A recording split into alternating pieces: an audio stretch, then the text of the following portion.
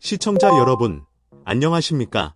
오늘 이슈 점검 시간에 오랜만에 동아시아의 핵심 현안 중 하나인 대만 침공과 중국 필리핀 간 충돌 문제를 동시에 심층적으로 다뤄보겠습니다. 일반적으로 동아시아 분쟁하면 가장 먼저 떠오르는 곳은 대만 해협입니다.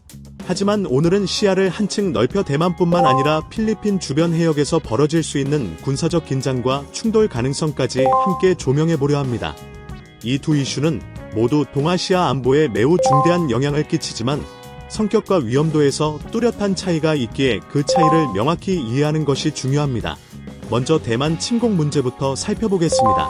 대만 침공은 쉽게 말해 누군가 전쟁의 버튼을 눌러야 시작되는 대규모 군사작전입니다. 즉, 중국 정부가 명확한 정치적 결단과 군사적 실행 의지를 가지고 침공을 감행할 때만 현실화할 수 있는 사안입니다. 이는 고양이 목에 방울 달기와 같은 극히 신중해야 하는 결정으로 쉽게 일어나지 않는다는 의미입니다. 반면 중국과 필리핀 간 충돌은 명확한 전쟁 개시 신호 없이도 사소한 충돌이나 우발적 사건에서 촉발될 수 있어 작은 전쟁 혹은 회색지대 충돌로 불리는 현상이 될 가능성이 큽니다. 이처럼 두 이슈는 발생 메커니즘과 긴장 양상에서 근본적으로 다릅니다. 이 차이는 매우 중요합니다. 왜냐하면 동아시아 안보 위협을 논할 때 대만 문제가 중심에 자리하지만 실제로는 필리핀 주변 해역에서 벌어질 수 있는 충돌이 훨씬 시급하고 현실적인 위험으로 부상하고 있기 때문입니다. 오늘 방송에서는 미국 주요 국제 싱크탱크와 외신, 학계의 권위 있는 자료들을 통해 이 점을 입증하고자 합니다. 과거 5년간 동아시아 분쟁 가능성을 다룬 보고서와 언론 보도는 대부분 대만 침공에 초점을 맞췄습니다. 대표적으로 데이비슨 윈도우라는 개념이 있습니다.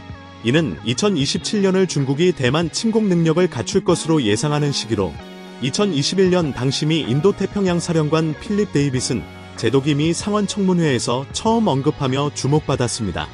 이후 대만 해협 봉쇄 훈련과 군사력 증강 소식이 연이어 보도되면서 2027년 대만 침공 공포가 확산됐습니다.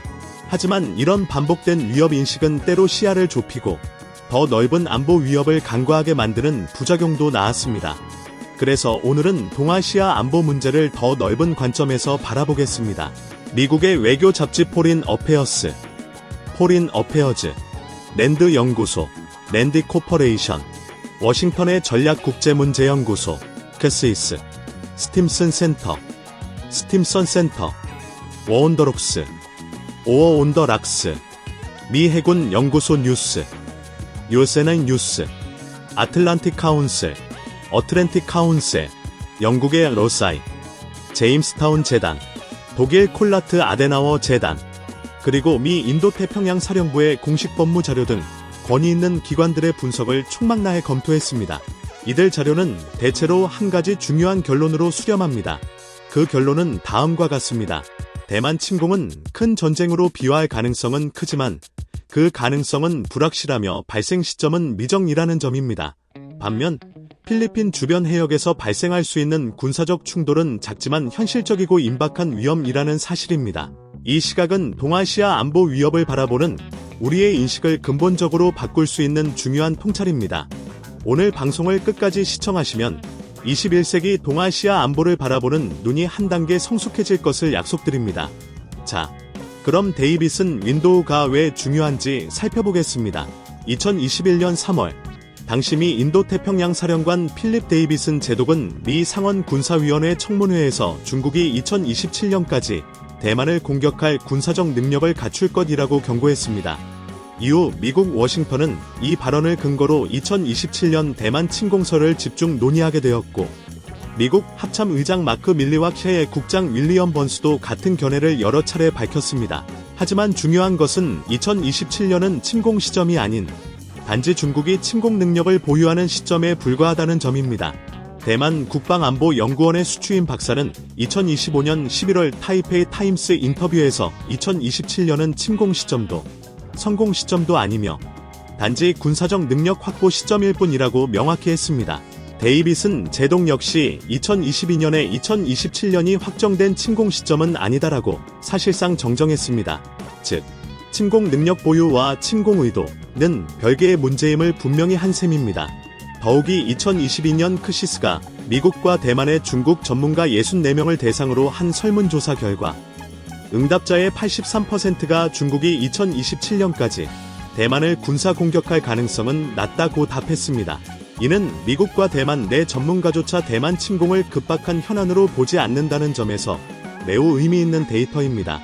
2026년 3월 대만 매체 타이완 플러스는 미 정보당국이 대만 침공에 정해진 시간표가 없다고 평가를 수정했다는 보도를 내놓았습니다. 국립아시아연구소, 엠비아어, 전 회장 로이 캐마원 등 권위 있는 학자들도 이와 같은 분석을 공식적으로 제기했습니다. 워싱턴 싱크탱크 스팀슨 센터는 리싱킹 더 스레트, Why China is unlikely to invade 타이완 보고서에서 대만 침공이 매우 복잡하고 위험한 군사작전이며 핵 확전 위험, 정치적 불안, 경제 제재 등 엄청난 장애물이 가로막고 있다고 분석했습니다. 흥미로운 점은 만약 시진핑 주석이 2027년 침공을 진지하게 결심했다면 중국 정부가 이를 부인하지 않고 공식적으로 신호를 보냈을 것이라는 사실입니다. 그러나 시진핑 주석의 공식 발언은 세대를 넘기지 않고 통일을 반드시 이룰 것이라는 다소 추상적이고 모호한 표현에 머물고 있습니다. 대만 전문가들은 시진핑이 인민의 반군의 대만 침공 준비를 독려하면서도 역설적으로 그 준비가 아직 완전하지 않음을 시사한다고 해석합니다. 그렇다면 시진핑은 왜 침공을 망설이는 걸까요? 미국 외교 잡지 포린 어페어즈의 하우 11 윌스 퀴즈 나시즈 기사에서 그 이유를 명확히 설명합니다. 중국은 대만을 점령하기보다 점령하지 않고도 대만을 사실상 굴복시키는 사실상의 항복을 강요하는 전략을 선호한다는 것입니다. 이는 대만이 독자적 군사 외교 경제 결정을 내리지 못하게 만드는 것이 시진핑의 궁극 목표라는 의미입니다. 중국은 이를 위해 경제 제재, 해상 봉쇄, 인지전, 심리전, 정보전을 결합한 3대 수단을 활용하고 있습니다.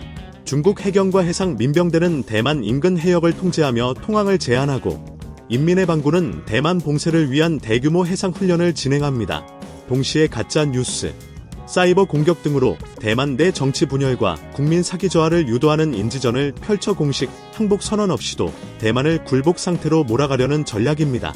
또한 시진핑이 대만 침공을 망설이는 가장 큰 이유 중 하나는 옆나라 러시아가 우크라이나에서 겪는 전쟁 현실 때문입니다.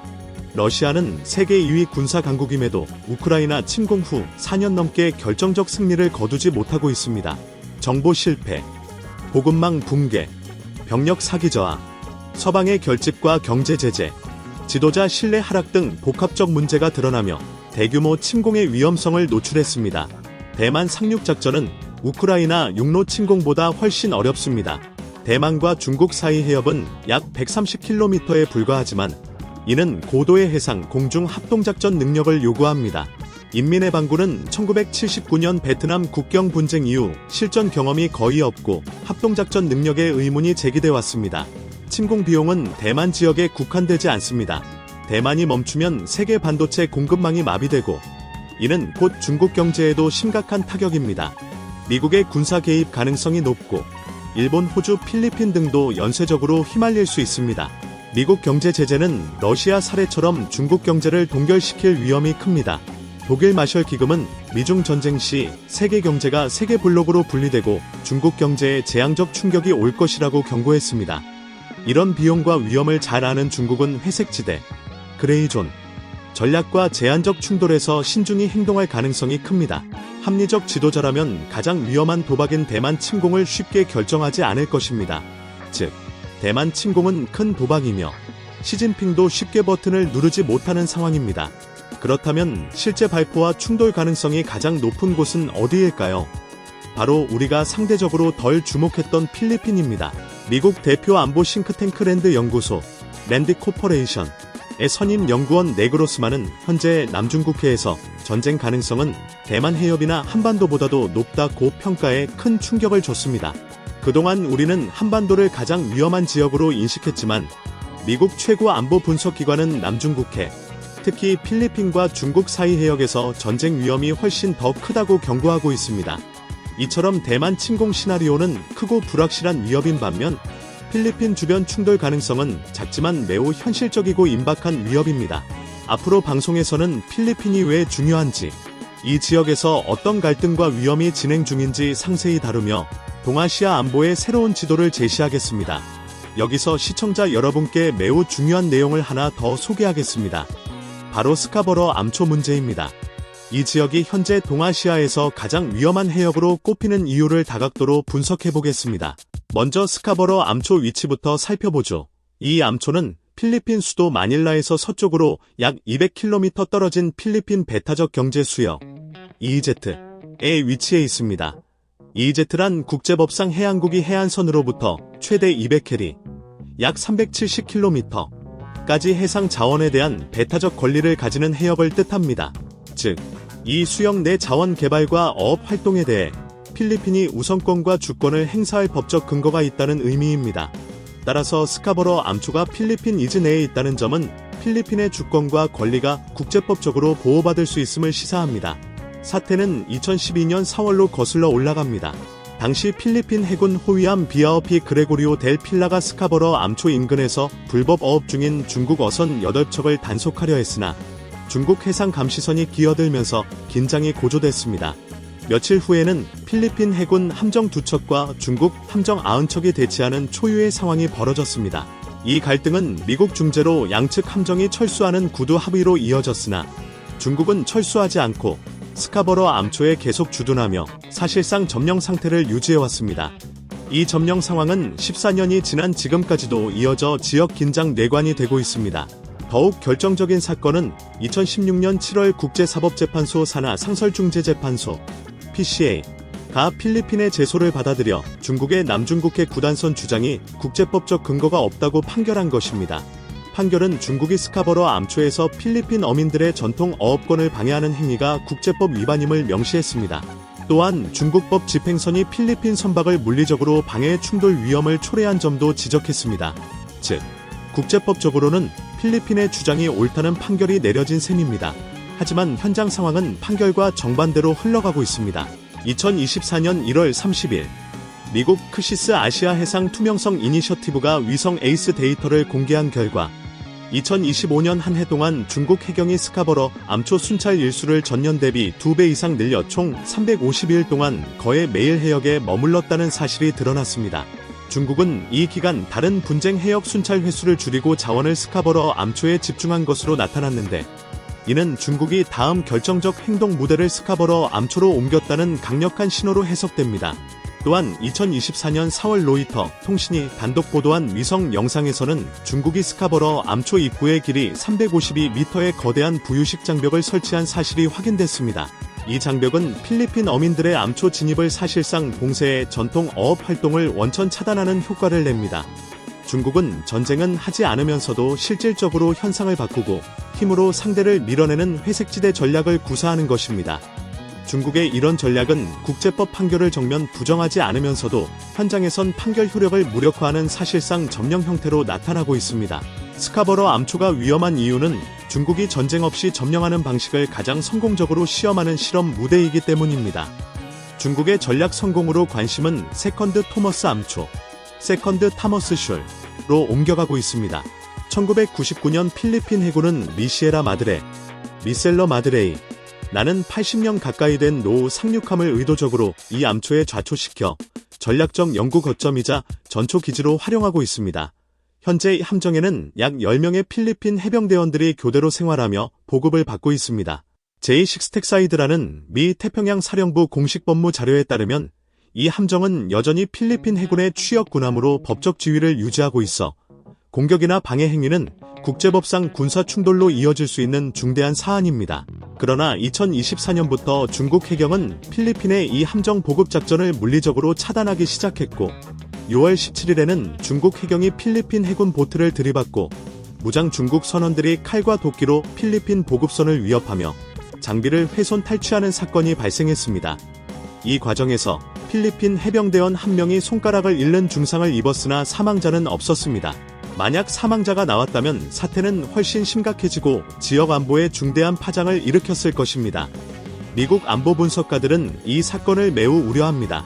크시스의 그레고리 폴링은 중국의 회색지대 전술이 최근 폭력적으로 변모했고 의도적 충돌과 고압적 물대포 사용, 위험한 공중 요격, 레이저 및 전자전 장비 활용이 증가하고 있다고 지적했습니다. 이러한 전투 템포가 계속되면 동남아시아, 특히 필리핀 선원들의 사망은 거의 수학적 확실성이라는 경고를 내놓았습니다.